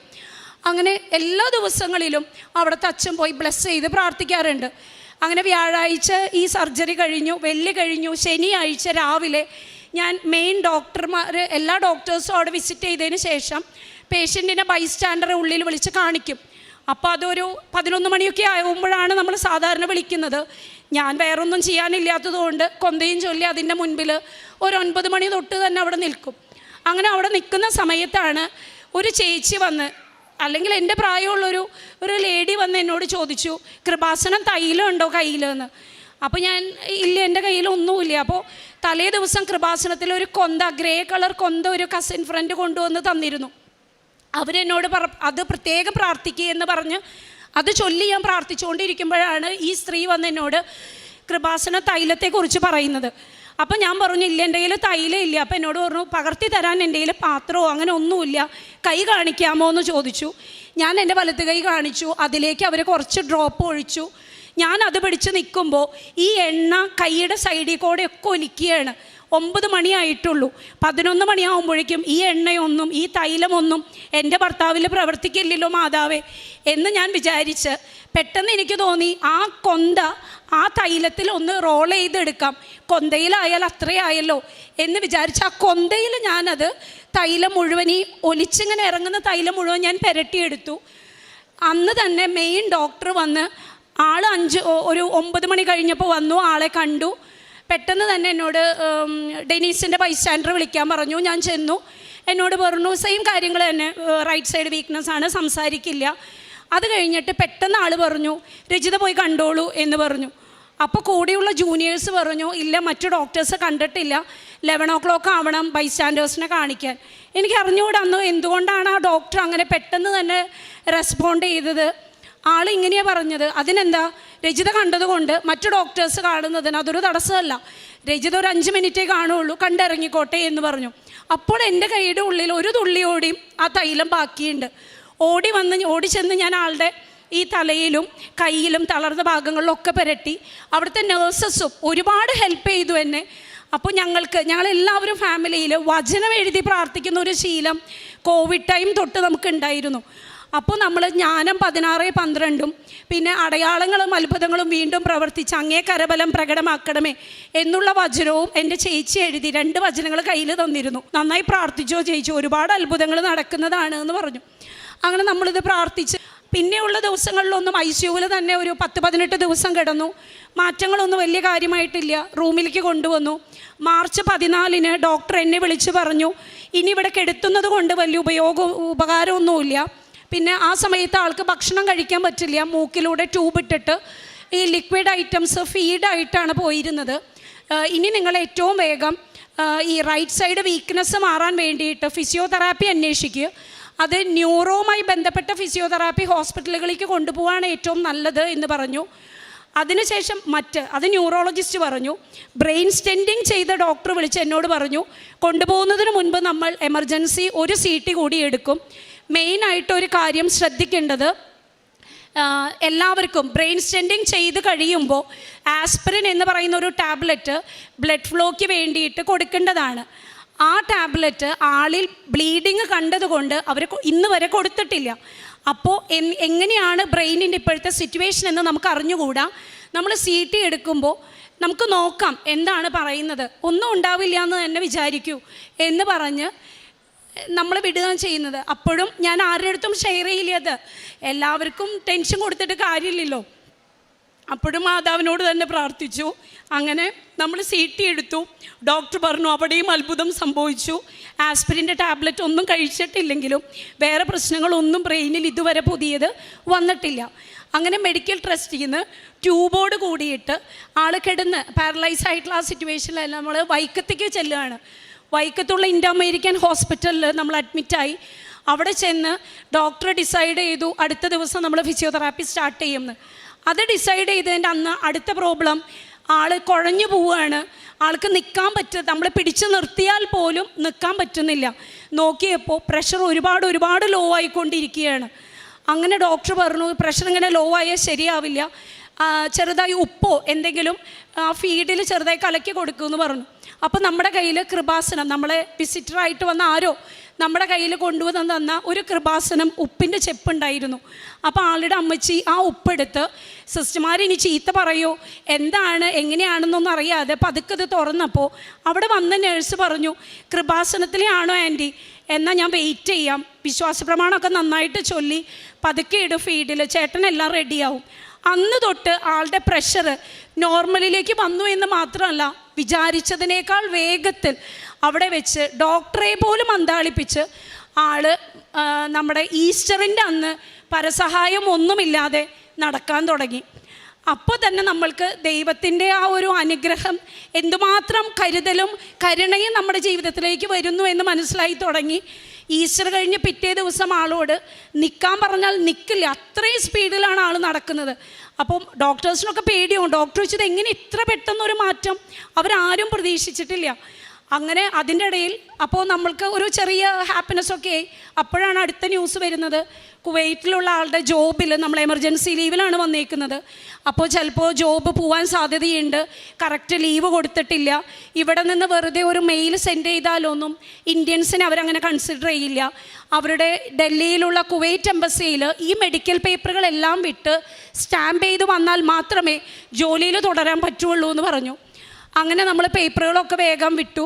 പക്ഷേ അടുത്ത പ്രശ്നം, റംസാൻ്റെ നോമ്പായതുകൊണ്ട് പല ദിവസങ്ങളിലും ഡൽഹിയിലുള്ള കുവൈറ്റ് എംബസി മുടക്കാണ്. അപ്പോഴും നമ്മൾ ഈ കൊന്തെത്തിച്ചും light a candle prayer continue ചെയ്തും തന്നെ മുന്നോട്ട് പോയിക്കൊണ്ടിരിക്കുകയാണ്. അതിനിടയിൽ ആദ്യമായിട്ട് നമ്മൾ ഈ സങ്കീർത്തനങ്ങളിൽ 91-ാം അധ്യായം ഞങ്ങൾ സ്ഥിരമായിട്ട് രാവിലെയും വൈകുന്നേരവും ചൊല്ലാറുണ്ട്.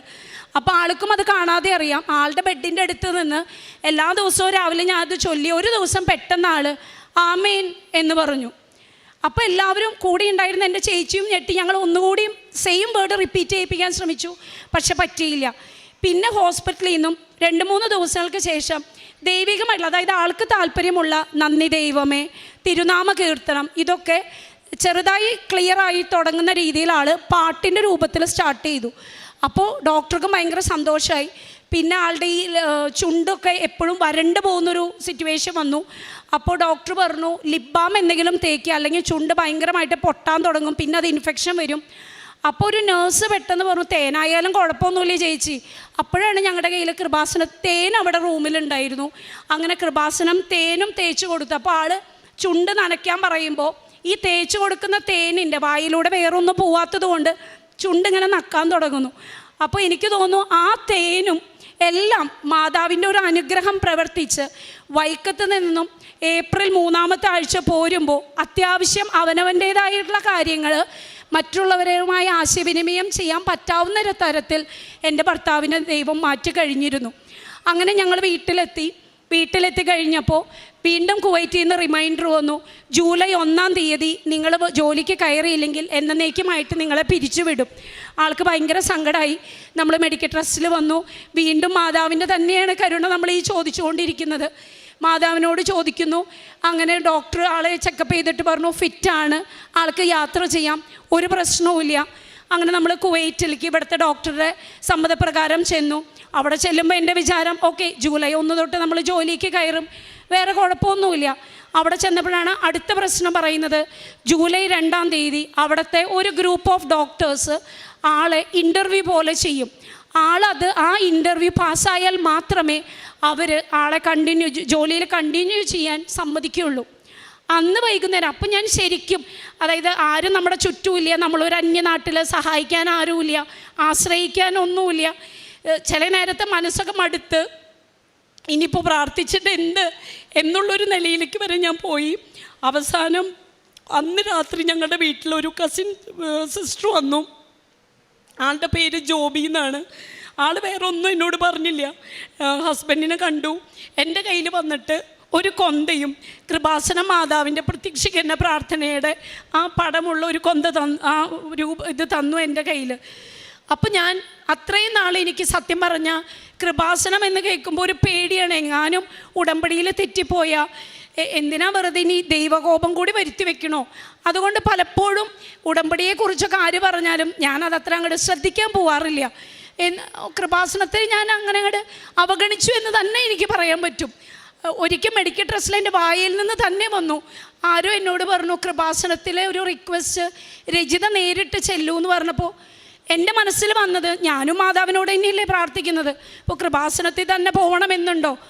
അതിൻ്റെ ഒന്നും ആവശ്യമില്ല, എനിക്കിപ്പോൾ കൃപാസനത്തിൽ തന്നെ പോകണമെന്നില്ല, എന്ന് പറഞ്ഞ അതേ നാവ് കൊണ്ടാണ് മാതാവ് എന്നെ ഇന്ന് ഇവിടെ നിർത്തി സാക്ഷ്യം പറയിപ്പിക്കുന്നത്. അങ്ങനെ ആ സിസ്റ്റർ വഴി, ആ കസിൻ സിസ്റ്റർ വഴി ഞാൻ കസിൻ സിസ്റ്ററോട് ചോദിച്ചു, ഞാൻ ഓൺലൈൻ ഉടമ്പടി എടുത്താലോ, എനിക്ക് പേടിയാവുന്നു.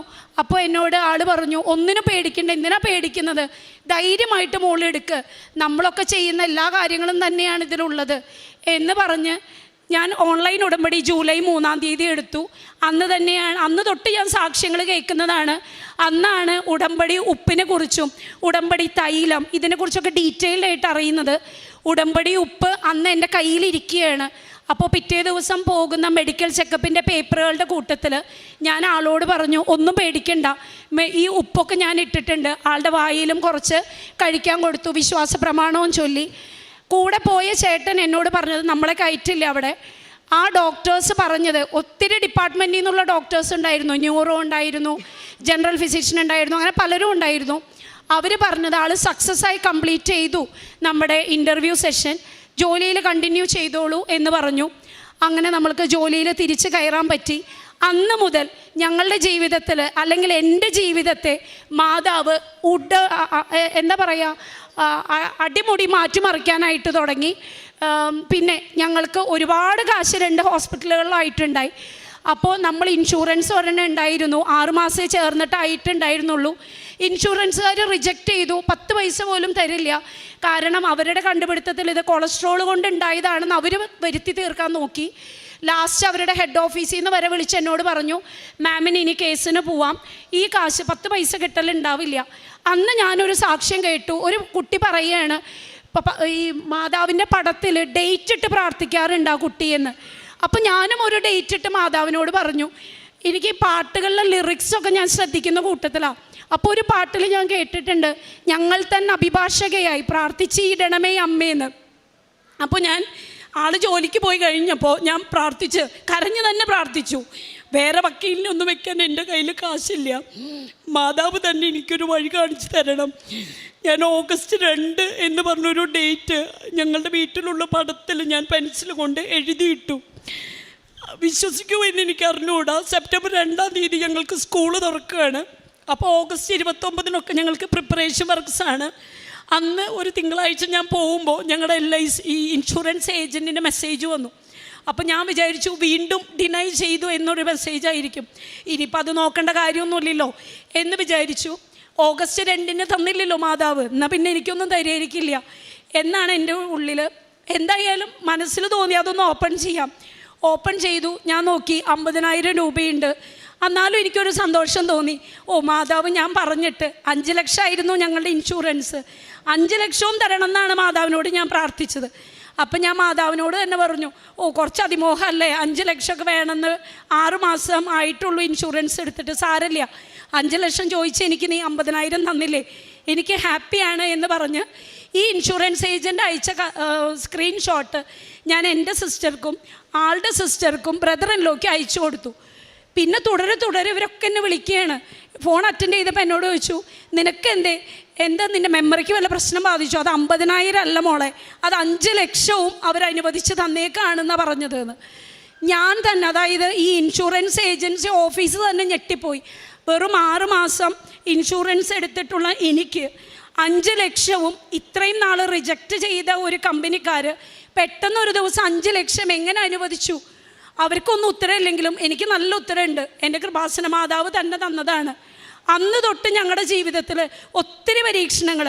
പക്ഷേ ഇവിടെ കേൾക്കുന്ന ഓരോ സാക്ഷ്യവും അച്ഛൻ്റെ ഓരോ സ്പീച്ചും എന്നെ ഒരുപാട് മോട്ടിവേറ്റ് ചെയ്തു. ഒരു കുടുംബ പ്രാർത്ഥനയുടെ കൊന്തൊക്കെ തന്നെയേ ഞാൻ എത്തിക്കുള്ളൂ. ഭർത്താവ് ഭയങ്കരമായിട്ട് കൊന്തെത്തിക്കുന്ന ആളാണ്.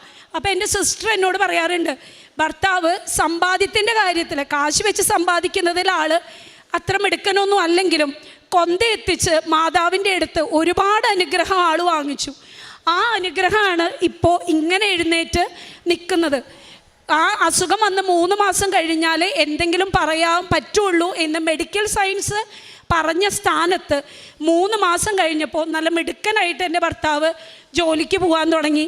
എല്ലാ മനുഷ്യനെയും പോലെ എല്ലാ കാര്യങ്ങളും ചെയ്യാൻ തുടങ്ങി. സംസാരത്തിനുള്ളൊരു ചെറിയൊരു ബുദ്ധിമുട്ടുണ്ട് എന്നുള്ളത് മാത്രമേ ഉള്ളൂ. പിന്നെ ഞങ്ങളുടെ ലൈഫിൽ ഇങ്ങനെ പരീക്ഷണങ്ങൾ വരുമ്പോഴും ഇവിടുത്തെ സാക്ഷ്യങ്ങൾ, അച്ഛൻ്റെ പഴയ സ്പീച്ചിൽ ഉടമ്പടിയിലിരിക്കുമ്പോൾ നിങ്ങൾക്ക് ഒരുപാട് പരീക്ഷണം വരും, പക്ഷെ നിങ്ങൾ വീണു പോവില്ല.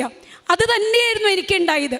ഞങ്ങൾക്ക് സാമ്പത്തികമായി പെട്ടെന്ന് വന്ന ഈ ഒരു പ്രതിസന്ധിയിൽ കുവൈറ്റിൽ നിന്നും ഒരുപാട് പേര് നമ്മൾ വിചാരിക്കാത്ത, നമ്മളിനി എന്ത് ചെയ്യും കാശിനെന്ന് ആലോചിച്ച് നിൽക്കുമ്പോഴായിരിക്കും ഓരോരുത്തർ, ടീച്ചറെ ഇന്ന ഭാഗത്തുനിന്ന് പള്ളിയുടെ ഒരു സംഘടനയുണ്ട്, അപ്പോൾ നമ്മൾക്ക് ഇന്നത് വേണ്ട പോലെ ചെയ്യാം.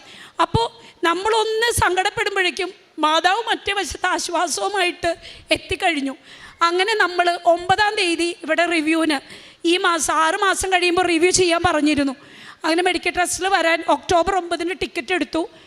അപ്പോൾ ഞാനിങ്ങനെ പ്രാർത്ഥിക്കുന്നുണ്ട്. അപ്പോൾ അച്ഛൻ പറയാറുണ്ട്, കൃപാസനത്തിൽ കാല് കുത്തണമെങ്കിൽ വരെ അതിനൊരു അനുഗ്രഹം വേണമെന്ന്. അപ്പോൾ ഞാനത് മനസ്സിൽ വിചാരിച്ച് ഭയങ്കര പേടിയുണ്ടായിരുന്നു എനിക്ക്. മാതാവിൻ്റെ അടുത്ത് ഇത്രയും നാൾ കാണിക്കാത്ത ഭക്തി ഒരാവശ്യത്തിന് ഓടി വന്നു എന്ന് മാതാവിന് തോന്നല്ലേ, എനിക്ക് കൃപാസനത്തിൽ വരണം എന്നുള്ളൂരുകി തന്നെ പ്രാർത്ഥിച്ചു. പക്ഷേ ഞങ്ങൾ എയർ ഇന്ത്യ എക്സ്പ്രസ് ആണ് ബുക്ക് ചെയ്തിരുന്നത്. 2 ദിവസം മുന്നേ 7-ാം തീയതി നമ്മൾ അറിയുകയാണ് എയർ ഇന്ത്യ എക്സ്പ്രസിൻ്റെ ആ ഫ്ലൈറ്റ് അവർ ക്യാൻസൽ ചെയ്തു എന്ന്. നമ്മൾക്ക് ആകെ 10 ദിവസത്തെ ലീവാണ് നമ്മൾ അപ്ലൈ ചെയ്തിരുന്നത്. അത് സാങ്ഷൻ ആവുകയും ചെയ്തിരുന്നു. 2 ദിവസം വീണ്ടും കഴിഞ്ഞു, സെയിം റേറ്റിൽ. ഇനി ക്രിസ്മസ് ആയാൽ റേറ്റുകളൊന്നും നമ്മുടെ കയ്യിൽ നിൽക്കില്ല.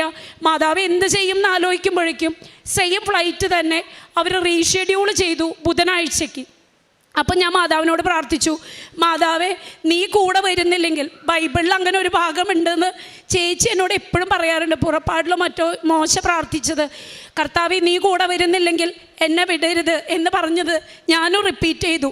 ഞങ്ങളുടെ കൂടെ വരുന്നില്ല, ഞങ്ങളെ സഹായിക്കാൻ നീ ഇല്ല എങ്കിൽ ഞങ്ങളെ തനിച്ച് വിടരുത് എന്നുള്ളൊരുക്കി പ്രാർത്ഥിച്ച് പ്രത്യക്ഷീകരണ പ്രാർത്ഥനയൊക്കെ ചൊല്ലി ഞങ്ങൾ കുവൈറ്റ് എയർപോർട്ടിൽ വന്നു. ഒരുവിധം ക്ലിയറൻസൊക്കെ കഴിഞ്ഞു, ഞാൻ ഹാപ്പിയായി. പിന്നെയുള്ള പ്രശ്നം ആൾക്ക് ഇനി ഫ്ലൈറ്റിൽ വല്ല ബുദ്ധിമുട്ടുണ്ടാവുമോ എന്നുള്ളത് മാത്രമാണ്. എക്സിറ്റിൻ്റെ സീൽ ചെയ്യുന്ന ഭാഗത്ത് വന്നപ്പോൾ പെട്ടെന്ന് എമിഗ്രേഷൻ ഓഫീസർ ആളെ തടഞ്ഞിട്ട് പറഞ്ഞു, നിങ്ങൾക്ക് യാത്ര ചെയ്യാൻ പറ്റില്ല, നിങ്ങളുടെ യാത്ര, നിങ്ങളുടെ വാട്ടർ ബില്ല് കുടിശ്ശിക കിടക്കുന്നുണ്ട്, അതടയ്ക്കാതെ നിങ്ങൾക്ക് പോകാൻ പറ്റില്ല എന്ന്. അപ്പോൾ ഞാൻ ചോദിച്ചു, അവർ ഫുൾ അറബിയിലാണ് സംസാരിക്കുന്നത്, എനിക്ക് അറബി അറിയില്ല. അവർ രാത്രി 12:30 സമയമാണ്, ഫ്ലൈറ്റ് 1:30-ക്കാണ്. ഞാൻ അവരോട് പറഞ്ഞു, നമ്മൾ പിന്നെ എപ്പോഴെങ്കിലും ചെയ്താൽ മതിയോ? പറ്റില്ല, കടത്തിവിടില്ല എന്ന് ഉറപ്പ് തന്നെ പറഞ്ഞു. അവർ വെറുതെ ആക്ഷൻസ്, നമുക്ക് അറബി അറിയില്ല എന്ന് പറഞ്ഞപ്പോൾ ഡയറക്ഷൻസ് വെറുതെ ഇങ്ങനെ കൈ ചൂണ്ടി അവിടെ പോ ഇവിടെ പോ എന്ന് പറയും. അങ്ങനെ ലാസ്റ്റ് എവിടെയാണ് പേ ചെയ്യേണ്ടതെന്ന് അറിയാതെ കുറേ ഓടി നടന്നു. മാതാവിനെ വിളിക്കുന്നു, മാതാവിൻ്റെ ഭാഗത്തൊന്നും സഹായമില്ല എന്ന് തോന്നി. അങ്ങനെ അവസാനം അടയ്ക്കേണ്ട ഓഫീസിലേക്ക് എത്തിപ്പെട്ടപ്പോൾ അവിടെ ഓഫീസറില്ല. അയാളെ ഫോൺ ചെയ്യാൻ ഒരു നമ്പർ എഴുതി വെച്ചിട്ടുണ്ട്. നമ്പർ വിളിച്ചപ്പോൾ അയാൾ പറഞ്ഞു, ഞാൻ ലിങ്ക് അയക്കും, ലിങ്ക് വഴി നിങ്ങൾ സെൻഡ് ചെയ്യാൻ പറഞ്ഞു. ലിങ്ക് എടുക്കാൻ നോക്കി, ലിങ്ക് ഓപ്പൺ ആവുന്നില്ല. സമയം വീണ്ടും പോയിക്കൊണ്ടിരിക്കുകയാണ്. അറബി അറിയുന്നില്ല, അയാളും അറബിയിലാണ് കൂടുതൽ കാര്യങ്ങളും പറയണത്. ഒറ്റ കാര്യം ഞാൻ മാതാവിനോട് പറഞ്ഞുള്ളൂ, എന്നെ പരീക്ഷിക്കണ്ട, എനിക്ക് വന്നേ പറ്റൂ കൃപാസനത്തിൽ, സാക്ഷ്യം പറയാതെ ഞാൻ തിരിച്ചു പോരില്ല. ആ നേരത്ത് എനിക്ക് കണ്ടപ്പോൾ തോന്നിയത്, സുന്ദരനായ ആശാരിച്ചക്കൻ നമ്മുടെ ഈശോനെ കുറിച്ച് ഏതോ ഒരച്ഛൻ ടോക്കിൽ ഞാൻ യൂട്യൂബിൽ പറയുന്ന കേട്ടിട്ടുണ്ട്. ആ ഒരു മാതൃകയിൽ ഒരു കുവൈറ്റി അവിടെ ഇരുന്ന് വെറുതെ ഇരിക്കുക. ഞാൻ അയാളുടെ അടുത്ത് ചെന്നിട്ട് ഞാൻ പറഞ്ഞു, സാർ എന്നെ ഒന്ന് ഹെൽപ്പ് ചെയ്യണം, എനിക്ക് വാട്ടർ ബില്ല് അടച്ച് പെട്ടെന്ന് പോകണം, 1:30-ക്കാണ് ഫ്ലൈറ്റ്. ഒരു മടിയും പറയാണ്ട് അയാൾ എന്നോട് പറഞ്ഞു, സിസ്റ്റർ നോ ടെൻഷൻ. അയാൾക്ക് ഒട്ടും ഇംഗ്ലീഷ് കംഫർട്ടബിൾ അല്ല. അയാളിങ്ങനെ ഒറ്റമുറിയിലൊക്കെ പറഞ്ഞു, കാര്യം ചോദിച്ചു. ഞാൻ പറയുന്ന കാര്യങ്ങൾ അയാൾക്ക് കൃത്യമായി മനസ്സിലാവുന്നുണ്ട്. അയാൾ വേഗം എൻ്റെ ഫോൺ വാങ്ങിച്ചു. കുവൈറ്റുകളുടെയൊക്കെ സ്വഭാവം അറിയുമോ എന്ന്, നമ്മുടെ നാട്ടിൽ അറിയുമോ എന്ന് എനിക്ക് അറിഞ്ഞൂടാ. ഭയങ്കര ഒരു അഹങ്കാരി നേച്ചർ എന്നാണ് അവരെ പറയുക. നമ്മൾ അടുത്ത് പോലും ചെല്ലുന്നത് അവർക്ക് ഇഷ്ടമല്ല. അവർ യൂസ് ചെയ്യുന്ന ഫോണൊക്കെ കോടികൾ വില വരുന്നതായിരിക്കും. എൻ്റെ ഒരു സാധാ ഫോൺ ആ ഒരു കുവൈറ്റി കയ്യിലെടുത്ത് അതിൽ അയാൾ വേണ്ട കാര്യങ്ങളൊക്കെ ചെയ്തിട്ട് അതും റെഡി ആവുന്നില്ല. അപ്പം എന്നോട് അവർ പറഞ്ഞു, അയാൾ എന്നോട് ചോദിച്ചു, സിസ്റ്ററുടെ കയ്യിൽ ക്യാഷ് ആയിട്ടുണ്ടാവോ? അപ്പോൾ ഞാൻ പറഞ്ഞു, ക്യാഷ് ഉണ്ട്, കുവൈറ്റ് ദിനാറുണ്ട്. അപ്പോൾ അയാൾ എന്നോട് പറഞ്ഞു, ഞാൻ ചോദിക്കാതെ തന്നെ അയാൾ എന്നോട് പറഞ്ഞു, ഞാനൊരു കാര്യം ചെയ്യാം, എൻ്റെ അക്കൗണ്ടിൽ നിന്നും നിങ്ങൾക്ക് വേണ്ടി ഞാൻ പേ ചെയ്യാം, നിങ്ങൾ കുവൈറ്റ് ദിനാറായിട്ട് എൻ്റെ കയ്യിൽ തന്നാൽ മതി എന്ന് പറഞ്ഞു. ഓൺ ദ സ്പോട്ട് അയാൾ കാര്യങ്ങൾ ചെയ്തു. ഞാൻ ക്യാഷ് കൊടുത്തു. കറക്റ്റ് ബോർഡിങ് സ്റ്റാർട്ട് ചെയ്തതും ഞങ്ങൾ ലൈനിലെത്തി.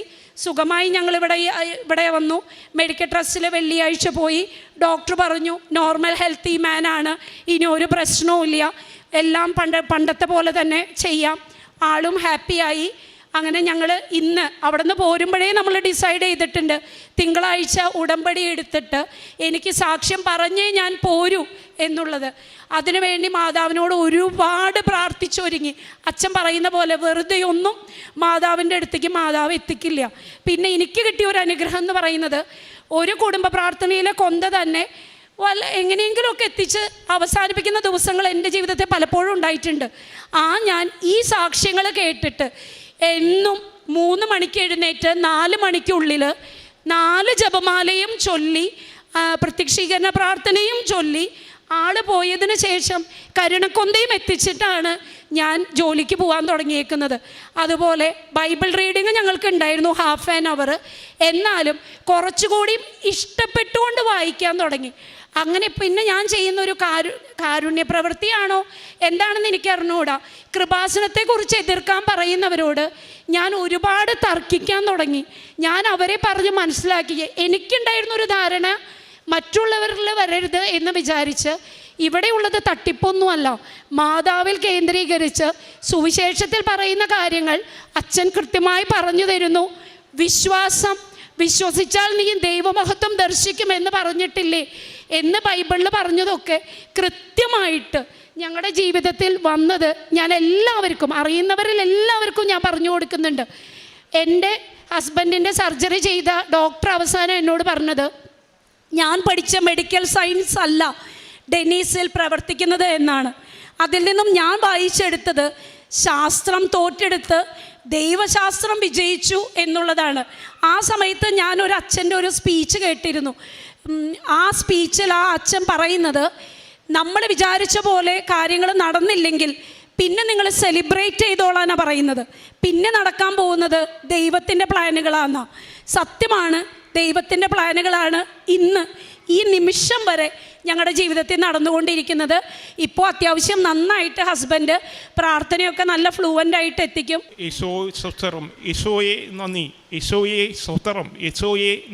ദൈവമഹത്വത്തിന് കൂടുതൽ കൂടുതൽ എല്ലാവരും അനുഗ്രഹങ്ങൾ ലഭിക്കട്ടെ എന്ന് പ്രാർത്ഥിച്ചുകൊണ്ട് എൻ്റെ ഈ സാക്ഷ്യം ഇവിടെ ഞാൻ ചുരുക്കുന്നു. മാതാവിനും ഈശോയ്ക്കും പ്രത്യേകം നന്ദി പറയുന്നു. ഞാനും എൻ്റെ കുടുംബവും എല്ലാ കാലങ്ങളിലും ഞങ്ങളെ കൊണ്ടാവുന്ന വിധത്തിൽ ഞങ്ങളുടെ ജീവിതത്തിലുണ്ടായ ഈ അനുഭവം എല്ലാവരിലേക്കും എത്തിക്കുമെന്ന് ഞങ്ങളൊക്കെ ഉറപ്പ് വിചാരിച്ചിട്ടുണ്ട്. ഈശോയ്ക്ക് ഉറപ്പ് കൊടുത്തിട്ടുണ്ട്. ജീവിതകാലം മുഴുവൻ ഈ ഉടമ്പടിയിൽ തുടരുമെന്നുള്ളതോടൊപ്പം ഞാൻ മാതാവിന് ഓൺലൈൻ ഉടമ്പടിയിലേ കൊടുത്തിട്ടുണ്ട്. പുറപ്പാടിൻ്റെ പുസ്തകം 33:14 ഞാൻ തന്നെ നിന്നോട് കൂടെ വരികയും നിനക്ക് ആശ്വാസം നൽകുകയും ചെയ്യും. രജിത ഡെന്നീസ് എന്ന ഈ സഹോദരിയും ജീവിത പങ്കാളിയും കഴിഞ്ഞ കുറച്ച് നാളായി ഇവർ കടന്നുപോയ ജീവിതത്തിൻ്റെ വളരെ വലിയ ദുരന്തങ്ങളുടെയും അതിലും വലിയ ദൈവാനുഭവങ്ങളുടെയും സാക്ഷ്യമാണ് പരിശുദ്ധ കൃപാസന മാതാവിൻ്റെ തിരുനടയിൽ ഈ നിമിഷങ്ങളിൽ പങ്കുവച്ചത്.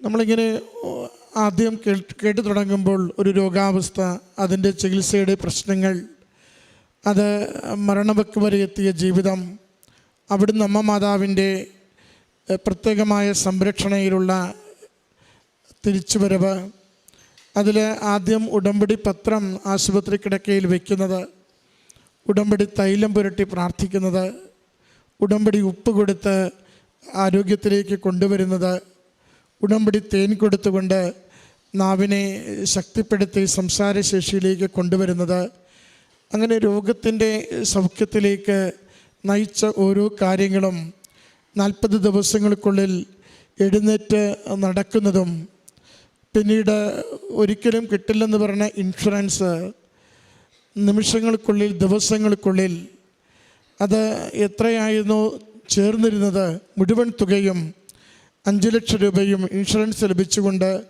ആ ഒരു വലിയൊരു എപ്പിസോഡ്, ആ രോഗത്തിൻ്റെ ക്ലേശത്തിൻ്റെ മരണവക്കിൽ നിന്നും ജീവിതത്തിലേക്കുള്ള യാത്രയുടെ മുഴുവൻ എപ്പിസോഡുമാണ് ആദ്യം പങ്കുവെച്ചുകൊണ്ട് സഹോദരി സംസാരിച്ച് തുടങ്ങുന്നത്.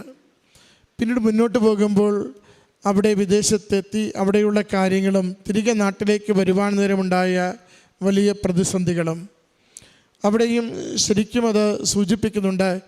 ദൈവദൂതൻ്റെ സംരക്ഷണം, സഹായികയായ സഞ്ചാരി മാതാവായ സമയത്തിന് മേൽ അധികാരമുള്ള അമ്മയുടെ പ്രത്യേകമായ ഇടപെടൽ ആ മണിക്കൂറുകൾക്കുള്ളിൽ, മിനിറ്റുകൾക്കുള്ളിൽ അകത്ത് എമിഗ്രേഷൻ അവിടെ ചെന്ന കാര്യങ്ങളെല്ലാം ശരിയാക്കി ബോർഡിങ്ങിൽ ആയി യാത്രയ്ക്ക് പുറപ്പെടേണ്ടവർക്ക് അവിടെയുള്ള വെള്ളക്കരമടച്ചില്ല എന്നതിൻ്റെ പ്രശ്നം വന്ന് ചേരുകയും അടയ്ക്കുവാൻ കയ്യിൽ പൈസയുണ്ട്, ലിങ്കിൽ അടയ്ക്കുവാനായിട്ട് അതും പൈസയുണ്ട്, അടയ്ക്കാനാവാത്തതും ഉദ്യോഗസ്ഥരെ കാണാനാവാത്തതുമായ വലിയ പ്രതിസന്ധിയിലകപ്പെടുമ്പോൾ മറ്റൊരു വ്യക്തി, ആ സ്വദേശി തന്നെ അത് ദൈവദൂതനെ പോലെ എല്ലാം ചെയ്തു കൊടുത്തുകൊണ്ട് യാത്ര കൃത്യതയോടുകൂടി നാട്ടിലേക്ക് വരുവാൻ സഹായിക്കുന്നു.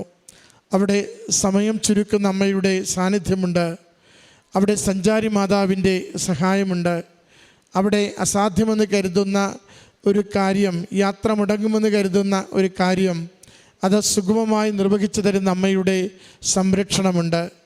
ഒരു ദിനം മുടങ്ങിയ യാത്ര 2-3 ദിവസം കഴിയുമ്പോൾ യാതൊരു ക്ലേശവും തടസ്സവുമില്ലാതെ തുടരുവാൻ വേണ്ടി പ്രതിസന്ധികളെയും അവിചാരിതമായ അനിശ്ചിതത്വങ്ങളെയും മാറ്റിത്തരുന്ന പരിശുദ്ധമ്മയുടെ സംരക്ഷണമുണ്ട്. എത്രയോ ഉടമ്പടിയുടെ ഓരോരോ കാര്യങ്ങളെയും എത്ര സുന്ദരമായിട്ട് നമുക്ക് ഈ സാക്ഷ്യത്തിൽ നിന്നിങ്ങനെ വായിച്ചെടുക്കുവാൻ പറ്റും. വലിയ അനുഗ്രഹം ഈ കുടുംബത്തിന് അമ്മ മാതാവും തിരുക്കുമാരനും നൽകിയെന്ന് സാക്ഷ്യപ്പെടുത്തുകയാണ്. സഹോദരി പറയുമ്പോൾ ഇടയ്ക്ക് സൂചിപ്പിക്കുന്നുണ്ട്, ജ്ഞാനത്തിൻ്റെ പുസ്തകം 16:12 ഞങ്ങളെ നിരന്തരം ബലപ്പെടുത്തിയത്, സൗഖ്യത്തിലേക്ക് നയിച്ചത്. ജ്ഞാനം 16:12 നമ്മൾ വായിക്കുന്നു, കർത്താവെ, മരുന്നോ ലേപന ഔഷധമോ അല്ല, എല്ലാവരെയും സുഖപ്പെടുത്തുന്ന അങ്ങയുടെ വചനമാണ് അവരെ സുഖപ്പെടുത്തിയത്. അതുകൊണ്ടാണ് സഹോദരി പറയുന്നത്, വൈദ്യശാസ്ത്രം തോറ്റെടുത്ത്, വൈദ്യശാസ്ത്രത്തിൽ ഒന്നും ചെയ്യുവാനില്ല എന്ന് പറയുന്നിടത്ത് ദൈവശാസ്ത്രം വിജയിക്കുന്നു, ദൈവത്തിൻ്റെ കരബലം കാണുന്നു, അമ്മ മാതാവിൻ്റെ ഇടപെടൽ അറിയുന്നു, അമ്മയുടെ സംരക്ഷണയിൽ ജീവിതത്തെ സുരക്ഷിതമാക്കുന്നു, കുടുംബത്തെ സുരക്ഷിതമാക്കുന്നു, സഹോദരന് ആരോഗ്യം കൈമാറുന്നുവെന്ന്. ഈ വലിയ സാക്ഷ്യത്തിന് അമ്മ മാതാവിൽ ആശ്രയിച്ചുകൊണ്ട് പ്രതിസന്ധിയുടെ നാളുകളിൽ നടത്തിയ എല്ലാ പ്രാർത്ഥനകൾക്കും അമ്മ മാതാവ് നൽകിയ കരുതലുള്ള ഈ സ്നേഹത്തിന് കരങ്ങളടിച്ച്